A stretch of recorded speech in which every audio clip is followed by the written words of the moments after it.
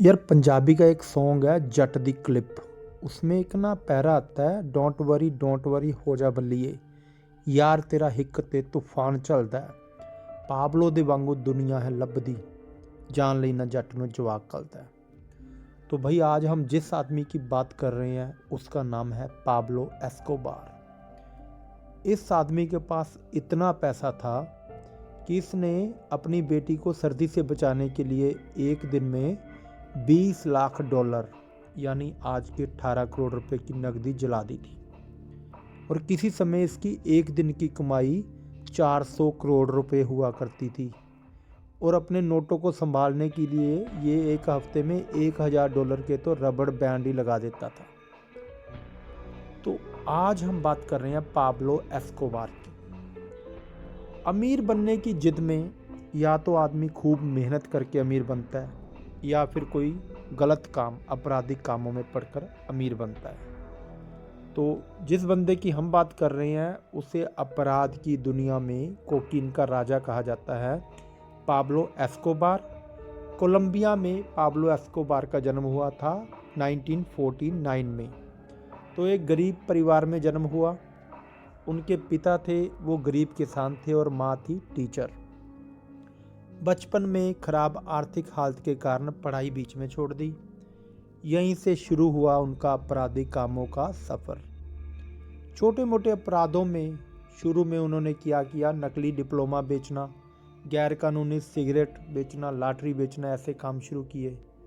और धीरे धीरे 1970 में पाब्लो ने छोटे मोटे कामों से उठ के थोड़ा सा कोकीन की तस्करी का एक छोटे लेवल का धंधा शुरू किया।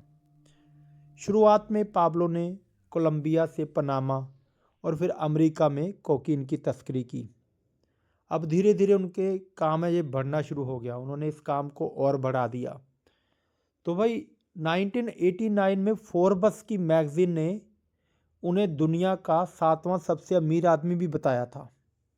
अब ड्रग स्मगलिंग का धंधा आगे कैसे बढ़ा ये देखिए। 1976 में एस्कोबार ने अपने चचेरे भाई को साथ मिलाकर एक ग्रुप बनाया, उसका नाम रखा मेडेलिन कार्टेल।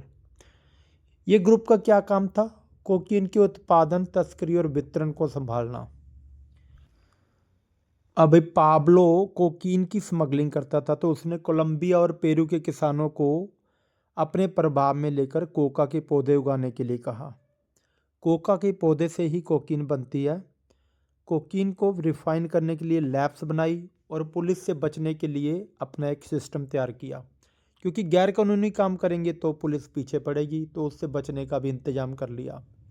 अब स्मगलिंग के तरीके क्या थे? छोटे जहाज, कश्तियों के द्वारा अमेरिका और यूरोप में कोकीन की स्मगलिंग की जाती थी। कोकीन को छिपाने के लिए मछली के डिब्बे, फल के कंटेनर, कपड़े, टायरों का सहारा लिया जाता था। 1970 तक अमेरिका व यूरोप में पाब्लो का पूरा साम्राज्य है वो फैल चुका था। अब गैर कानूनी धंधे को चलाना है तो सरकारी अफसरों को साथ मिलाना होता है। तो पाब्लो ने इसका तरीका निकाला, उनको रिश्वत देकर अपने साथ कर लिया। एक समय में तो दुनिया का 80% कोकीन का कारोबार था वो पाब्लो के कंट्रोल में था। एक दिन में 15 टन तक कोकीन की तस्करी करता था। पाब्लो की उस समय एक दिन की कमाई 400 करोड़ से भी ज़्यादा होती थी। पाब्लो अकेला तस्कर ही नहीं था, वो गरीबों के लिए तो बहुत काम करता था। उसे गरीब रॉबिन हुड मानते थे। कई स्कूल बनाए, चर्च, प्लेग्राउंड बनाए। अब पाब्लो ने अपने काम को बहुत बड़े लेवल पे फैला लिया था। अपना 63 मिलियन डॉलर की लागत से 7000 एकड़ में अपना घर तैयार किया। घर क्या भैया, महल ही था, पूरा एक छोटा सा शहर ही था ऐसे मान लिया जाए। उसमें क्या कुछ था? चिड़ियाघर, बुल फाइटिंग रिंग, हवाई पट्टी और भी बहुत सारी सुविधाएं थी।